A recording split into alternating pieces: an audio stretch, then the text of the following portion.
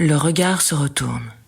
Il arrive que le regard oublie le monde et prenne celui qui regarde pour seul paysage. L'incompréhension ne modifie pas seulement notre manière de comprendre le monde. Elle peut modifier la direction même de l'attention. Au lieu de demeurer ouverte à ce qui apparaît, elle se retourne contre celui qui perçoit. Le dessin interrompt ce mouvement et rend au regard sa vocation première, rencontrer le réel. Un sentiment d'incompréhension me prend tout entière. Il ne fait pas de bruit. Il ne demande pas la permission. Il s'installe. Je me ferme. Je me liquéfie sur place. Je me verrouille. Je voudrais comprendre. Je reprends les paroles, les regards, les silences, les gestes. Je cherche l'instant où le sens m'a échappé. Je recommence, encore. Puis quelque chose bascule. Je ne regarde plus ce qui s'est passé. Je me regarde en train de ne pas avoir compris. La question change sans que je m'en aperçoive. Elle ne cherche plus le monde, elle me cherche.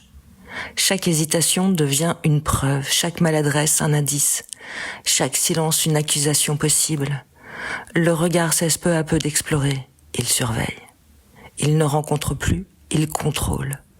Je découvre qu'une attention peut oublier sa vocation première. Elle est née pour aller vers le monde. Il lui arrive de revenir contre celui qui la porte. Le dessin refuse ce retour. Une feuille ne me demande jamais pourquoi je n'ai pas compris. Elle ne connaît ni la faute ni le reproche. Elle attend seulement que le regard recommence à avancer. Une ligne, puis une autre. Le trait ne m'évalue pas. Il me conduit doucement hors de moi, vers une présence, vers une forme, vers une lumière, vers quelque chose qui existe sans avoir besoin de me juger.